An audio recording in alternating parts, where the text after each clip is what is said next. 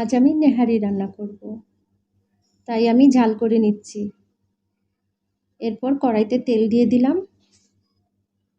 তেলটা সামান্যই দিয়েছি, এমনিতেও নেহারিতে অনেক তেল থাকে।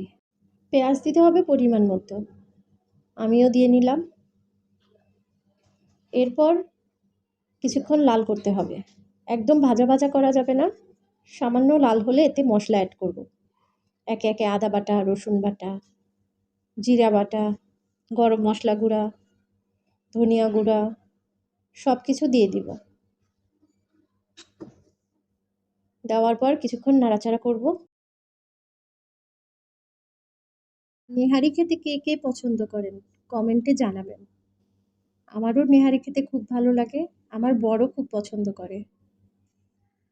এরপর সামান্য লবণ দিয়ে দিব, পরিমাণ মতো দিতে হবে, খাবারে লবণ বেশি হলে খেতে ভালো লাগে না।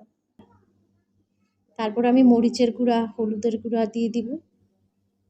দিন এত গরম পড়ে, নেহারি খাবো খাবো করে আর খাওয়াই হচ্ছিল না, তাই আজ ভাবলাম আজ রান্না করেই ফেলি। মশলা কষানো হলে আমি কিছুটা ঝোল এটার উপরে ঢেলে দিলাম। তারপর আমি কড়াইতে সব কিছু একসাথে কষিয়ে নিয়ে পাতিলার মধ্যে ঢেলে দিব। মশলাটা কষিয়ে আমি পাতিলের মধ্যে ঢেলে দিলাম।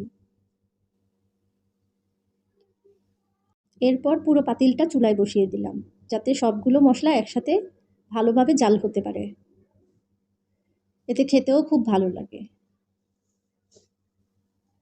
দেখেন আমার নেহারির কালারটা খুব সুন্দর এসেছে। কয়েকদিন জাল করার পর হাড় থেকে মাংস আলাদা হয়ে গেছে। এর মধ্যে কয়েকটা কাঁচামরিচ দিয়ে দিলাম। এই তো আলহামদুলিল্লাহ, আজকের নেহারি রান্না খাওয়া দাওয়াও শেষ করলাম। আল্লাহ হাফেজ।